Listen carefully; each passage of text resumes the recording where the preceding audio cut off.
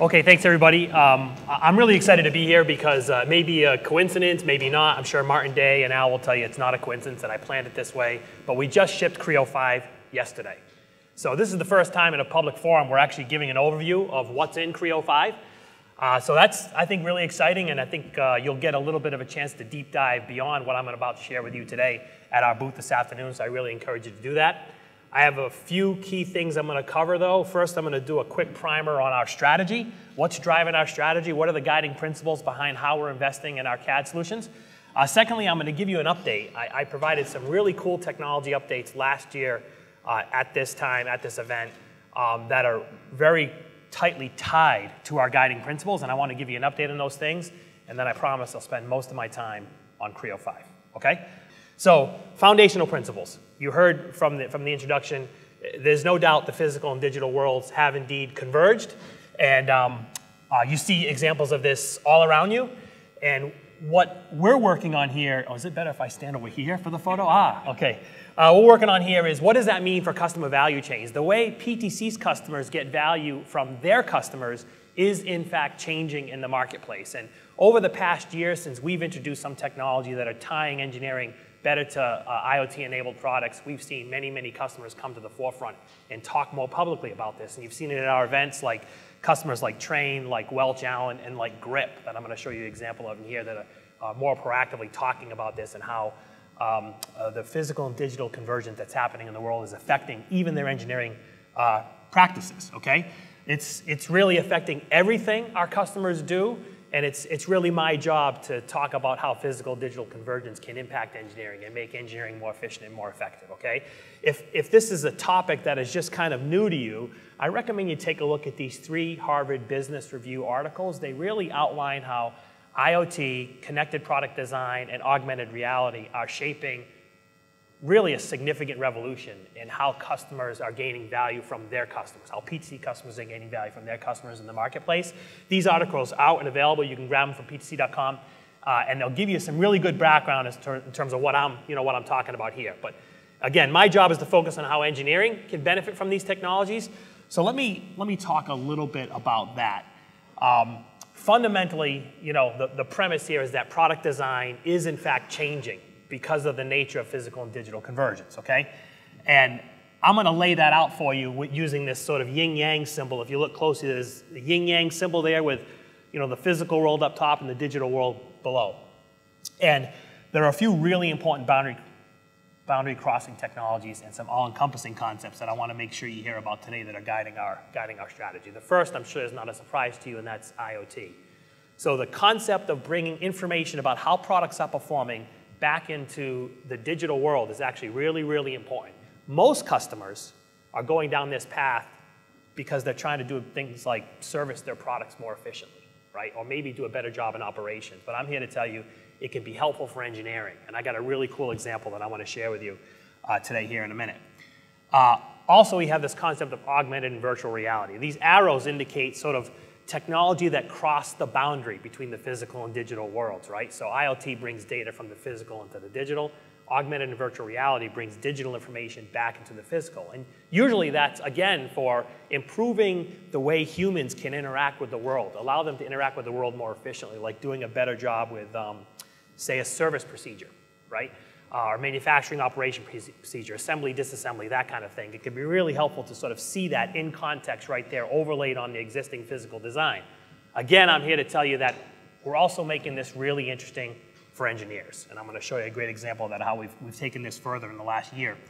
And then last but not least, it's no surprise that additive manufacturing is a big deal. It's, I think if you had a rope that was 10 feet long and you swung it anywhere on any of the floor facilities here, you'd hit someone that's talking about additive manufacturing. It's amazing. Everybody's talking about it. I think it's revolutionary. I think it's going to have a significant impact, but I'm not exactly out on an island there, right? This is something that a lot of people are talking about. But I think we've got a really important fundamental approach here with additive manufacturing that I want to make sure I remind you of and show you some amazing new technology in Creo 5 in that area, okay? So additive manufacturing, important boundary crossing technology that we're spending a lot of time and energy on. And I don't want you to think that we've forgotten about sort of core productivity, CAD design, day-to-day, get your job done faster in the core CAD product. We absolutely have not forgotten about that. I encompass everything in that sort of category in what we call digital thread. And the reason I'm doing that is because it's no longer enough today for engineers to use a 3D CAD tool as a means to get to a 2D drawing that can then be put out in production.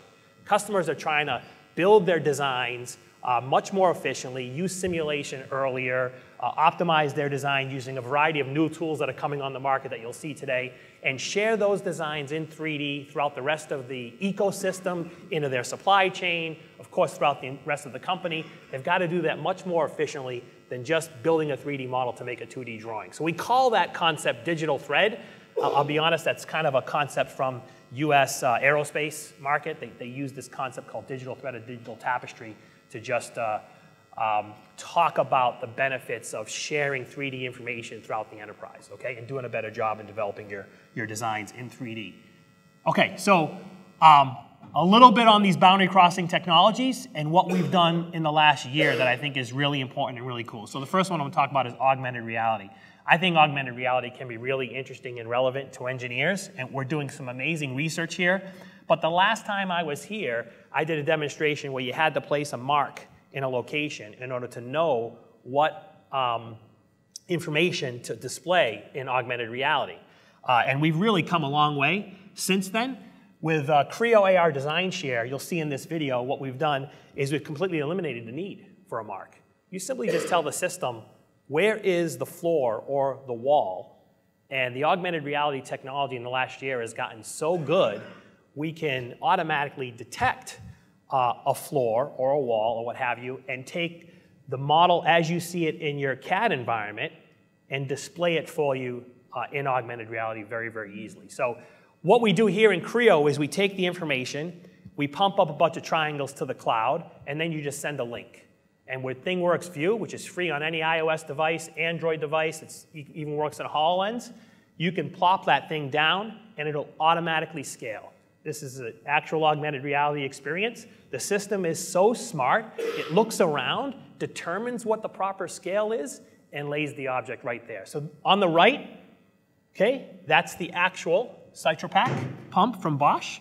And on the left is the augmented reality experience, okay? This is shipping with every seat of Creo. You can do this. You just need a seat of Creo. If you're entitled to Creo 5, you get this capability here without the thing mark, okay? All there and available for you. Very, very cool stuff.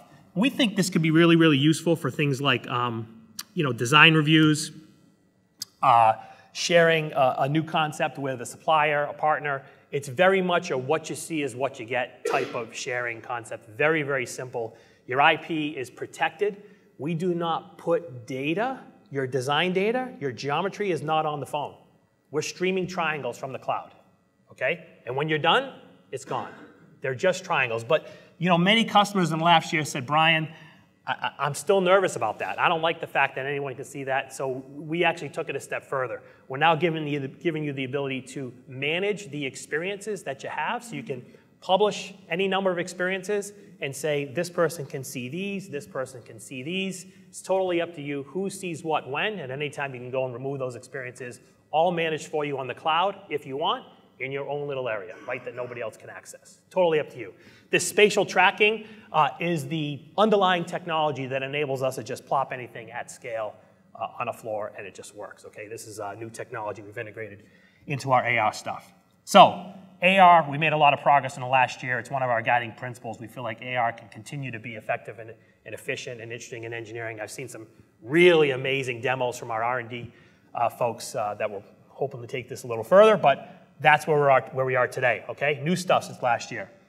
So I went over what I talked about in terms of connected product design last year. In last year's connected product design presentation, it was really theoretical. We were just coming out with the technology. We were just working with customers like Grip to do some interesting things. And what I shared with you was we believe it'll be valuable to connect through ThingWorx, a product that is in a customer's hands, a product under test in this particular example, to a digital twin of that product. Because we believe that you will gain some insights into how that product behaves that you might not be able to gain as easily, all right?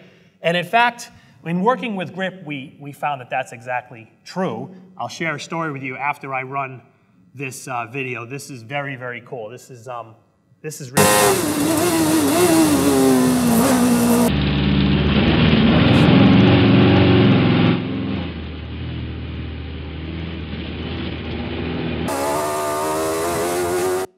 So I'm just going to pause that because I want to make sure you understand what you're seeing with some arrows. There we go. I want to make sure you understand what you're seeing. What you're seeing there is a car with telemetry feeding data to the cloud through ThingWorx that is then piped to a digital twin. The only data coming from the car to Creo is the deflection of the shock absorbers. The entire physical reaction of the car is all calculated on the digital twin in Creo. This does and did give the grip engineers additional insight into what the product performance really is. The product that's used to do this is called Creo Product Insight. And when they saw this, they had the data from earlier runs of the car on the track for weeks. And they were having trouble transforming shock absorber deflection data into real insights into how the car was performing going around the track. As soon as we piped that into a digital twin of the car and had the CAD model calculate the entire physical reaction to those shock absorber constraints, what that meant in the context of the car, they immediately saw a problem in the front suspension that they had to go fix, and immediately improved the performance of the car. We can, this particular example I'm kind of letting on didn't happen real time, but that kind of analysis, because it's a dynamics analysis, we can pretty much do real time. But there are other types of analysis we can do directly in Creo based upon data that's coming through ThingWorx. Structural analysis, thermal analysis, modal analysis. Those obviously can't be done real time, although I think the ANSYS guys might say something differently about that from this morning with Discovery Live. But this is just the tip of the iceberg here, folks. I mean, we're really excited about what this could mean to connect engineers more closely to how products are performing in the field, and we're happy that GRIP is allowing us to sort of share this story with you, to sort of open your mind to what some of the possibilities are, okay? This is all production stuff, all available to you in Creo. In fact, was available in a maintenance release of Creo 4 6-7 months ago. All right, so on to Creo 5. I promised a lot about Creo 5. Here we go. I won't have time to go into detail across all of these spaces, but you see a few major categories that come out. First, productivity. I'm going to talk about that first. It's always important to us to continue to improve the productivity of our users. There's some cool stuff there. Then in the center, you're talking about manufacturing, whether it's additive manufacturing or some improvements in our machining capabilities. And then on the far right, you're seeing things like simulation and collaboration with third-party CAD formats. So I'm going to go through each of these and give you some highlights, and hopefully you get a chance to take a deep dive at our booth this afternoon on this, okay? So first, let's talk about productivity. So many of you are probably going to be coming into Creo 5 from Creo 3, or maybe you're just planning on going to Creo 4 from Creo 2. We have completely revamped how the user experience looks and feels in the CAD product when you fundamentally interact with the geometry, right? We have these live toolbars that are in the product now.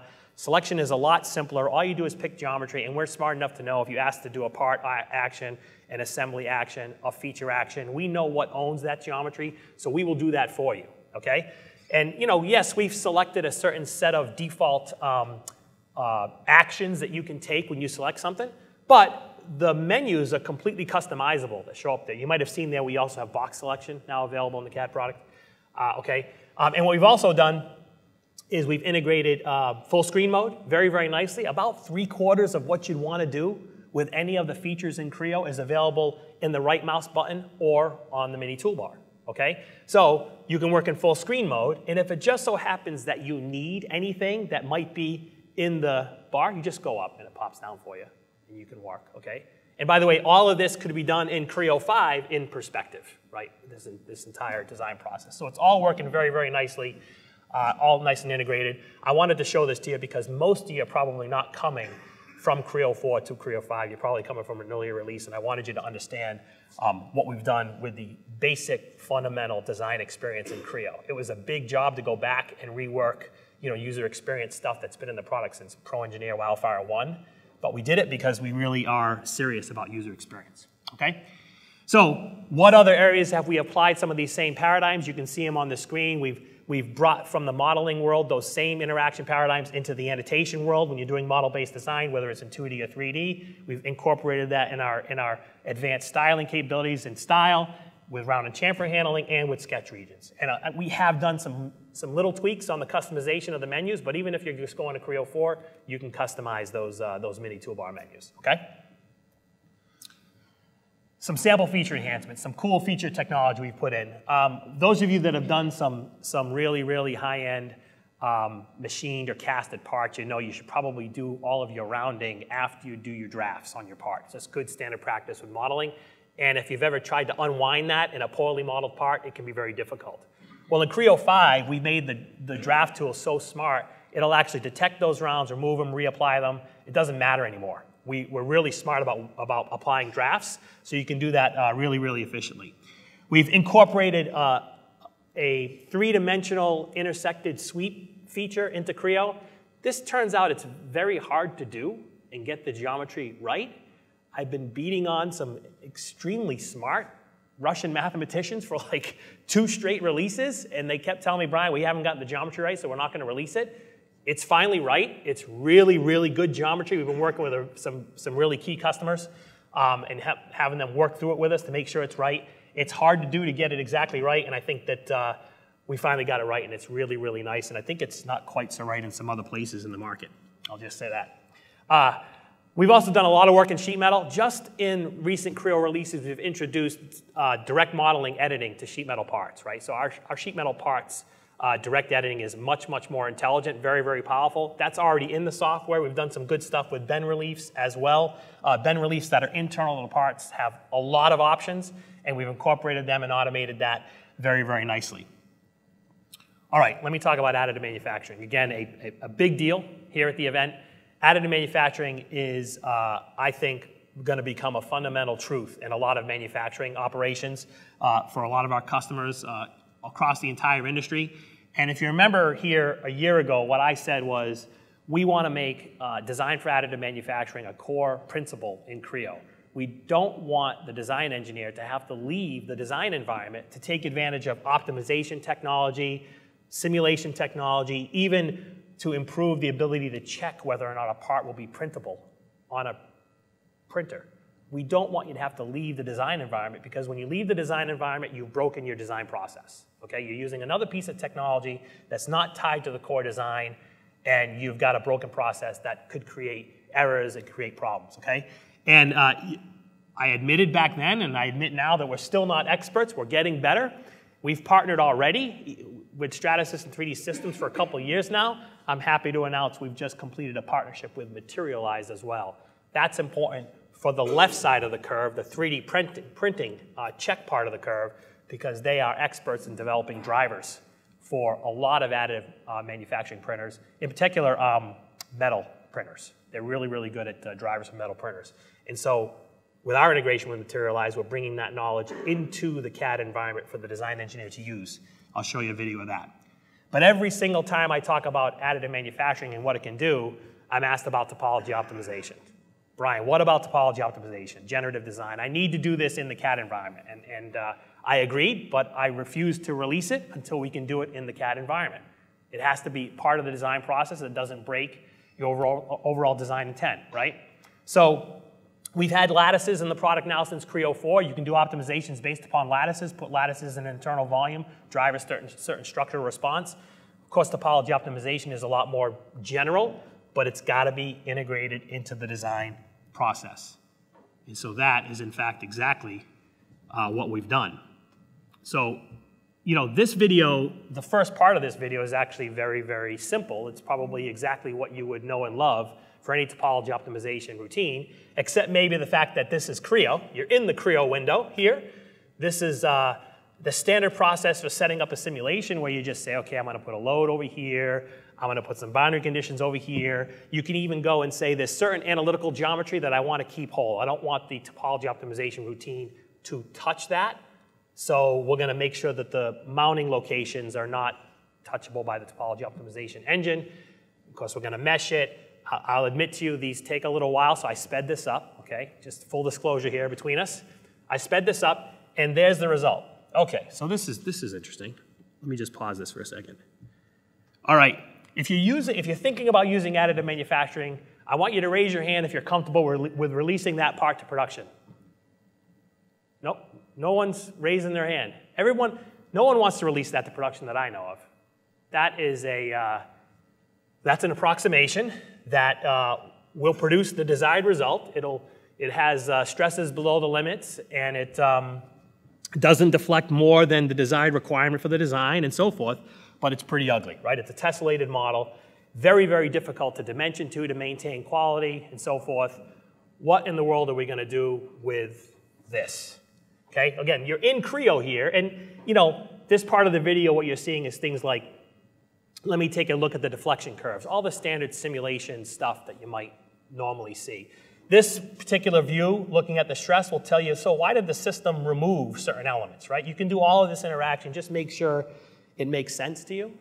But what really matters is, how are you going to reuse this pretty ugly but optimized design in the design environment in a way that could be actually released to production? How are you going to reuse that? And are you going to have to go rebuild that from scratch? You could. In fact, a lot of our customers do that. And so they get a topology optimization result that they like. They hope it'll print on the printer they want, and they rebuild it from scratch. Or you can use technology from PTC, and we'll automatically create surfaces on top of that topology optimization result. What you're seeing there is real BREP geometry, automatically created by an algorithm that we generated. It's been worked on for many years now. That mimics exactly what the geometry was of the topology optimization result, but that's freestyle surfaces, curvature continuous, very, very nice and clean. You didn't have to do anything except hit a button. Okay? That you can dimension reliably. That you can quality control reliably. That you can bring to production reliably. Okay? This is part of our core promise, to integrate design for additive manufacturing capabilities into the core product. Okay? This is a Creo 5 project. We're very, very proud of it. I haven't seen anything like this anywhere in the market. So we're pretty excited to bring it. Okay, so I talked a little bit about the other side of the curve, the enhanced printability checking. Our friends at Materialize have allowed us to integrate the knowledge that they have in what different printers out there in the market can do directly into the Creo environment. So not only could you take that topology optimized result, get real surfaces from it directly in Creo, but then you can lay it in a print tray assembly, and I'll just run this video. You can lay it in a print tray assembly. This is a few other examples of a couple parts. You can lay it in a print tray assembly and find out, okay, which of these materials, which of these printers from that Materialize has knowledge of, for instance, will create what types of support structures in the design, depending upon the rules of talking to just that printer. So you can see there's a list of printers you might know of, EOS, Omega Concept Laser, and so forth. You see those printers listed there because those are printers that we have access to the drivers to. There'll be more as time goes on, right? And what you'll notice is we use the printer's algorithm to arrange the parts on the tray. Okay, that was what was done there first. And then secondly, what you'll see here is a calculation of support structures that are not based upon, you know, PTC heuristics, but it's based upon the knowledge that Materialize has developed in conjunction with the additive manufacturing manufacturers to display support structures in the environment. You have not left Creo. You're not previewing this in some other piece of software. You are in Creo, and those support structures are now basically another part that is tracked in our tray assembly. That tray assembly is an important document that has to get maintained from a manufacturing standpoint, okay? Because you want to have a record of exactly how you manufacture these parts. This is, again, you're thinking about additive manufacturing for use in production concepts, okay? Now, just to make the point, what we're going to do is go remove those supports, okay? And we're just going to show you an example of just picking a different printer. This is really just the printer driver concept for back when you actually had to worry about printer drivers from Windows, right? It's the same exact type of concept, but there you go. Those are different set of support structures. Again, you're looking at them in Creo, so you have a sense of what the issues might be, what kind of support structure materials. You'll also, if you went and sort of got a preview from the printer, you'd know exactly how much material it would take to print that, including the support structures. You'd know exactly how long it'll take. You get all that feedback in Creo before you hit go. You'd also find out, by the way, if you've violated any design rules. associated with any of the printers that you're trying to print to. Okay, you know that before you hit go. So we want the design engineer to be armed with full information before the time is to hit the print button, because these prints can take a long time. All right? So I just want to touch briefly on mold machining and what we think of as sort of high-speed geometry-based machining. We've had production machining in Creo for a long, long time, and most of that is tied very tightly to the feature definitions. So as the features evolve, the tool paths will evolve automatically. It's all very powerful, parametrically associative, that kind of thing. But oftentimes, customers don't want to go through the effort of setting that up. They have a very simple thing they want to machine. They want to machine a mold, that kind of thing. You can do this in just a couple clicks. Very, very powerful. We work with our partners at ModuleWorks to integrate this. So we've got some simple short-run machining. We can now handle that directly in the Creo environment. It is associative. It'll update if you update your geometry. But it's very, very simple. No worry about referencing surfaces or anything like that. Okay? So I just want to end with a little bit on simulation. And we're really happy to show that we have computational fluid dynamics integrated directly into Creo as of Creo 5. And frankly, we also integrated it in Creo 4 M40, which is also out. So I'm just going to let this video run. You know, the partner that we're working with here is called Cimerix. They've done some pretty unique things. I think the most important thing they've done is they've done a really deep integration with us. So it's very, very easy to set up the volume in which you want to run the analysis. So that is very, very straightforward and very robust. If you know Creo at all, you know we've got very, very robust referencing technology in the assembly context, and they are accessing that so that not only is the initial definition of the volume you're going to analyze robust, but as the design evolves over time, we can regenerate that volume, right, and reapply it and redo the analysis efficiently. So that's really, really nice. The rest of the initial setup is exactly what you might think from any CFD analysis. You got to tell the system, you know, where's the flow coming in, where's the flow exiting, what are the physics that you want to run for this particular analysis, and in what form do you want the output to take, right? And then, you know, then you might have to define, okay, what is the exact flow at these locations that I'm going to use in my boundary conditions, and sort of, you know, off you go from there. Now, what I really like about this is what you're about to see is one of the nice things that Cimerix has done with this is when you hit run for the analysis to go, okay, so here's the generation of the mesh. So we've generated our volume. Okay, we're good. We're going to go define what we want to see from the streamlines here in a second. Okay, so what I was going to say is what I like about this analysis, it happens very quickly, so I'm going to talk about it before it shows in the video, is when you hit run, you immediately start to see results. That's really important because some CFD analysis can take 6 hours, 10 hours, 24 hours, 36 hours. It can take a long time. And you immediately see results, as you're seeing here, even before the analysis is complete. And you get some feedback right away as to whether or not you might have missed an important boundary condition, whether or not you got a bad input. And at least initially seeing how is the model behaving. Now you see this was a very simple analysis, okay? This is real time, but it's a very simple analysis. And now as the analysis has converged, you can start tweaking some of the display parameters to see the streamlines a little bit more exactly like you want. And I think at the end here, we even go and completely remove all the CAD geometry so you can just see the simulation volume, if you will, okay? This has proven to be a very, very popular, there you go, there's a simulation volume. This has proven to be a very, very popular integration in Creo.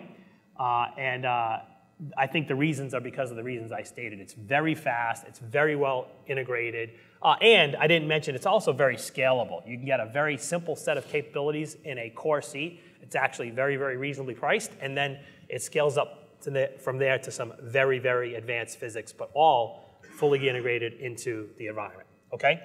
So I am just about out of time. I stayed to my time, so I'm trying to keep you guys, don't want to keep you guys from lunch. Creo 5, right? So we've got tremendous additive manufacturing technology innovation in there, a lot of productivity improvements, some really nice simulation improvements. It's released, it's out. You can download it now. If you're active on support with us, go download it. If you're not, try the trial. The trial's been updated to Creo 5. Try it out, play around with it. I think you'll really like it. Thanks very much for your time.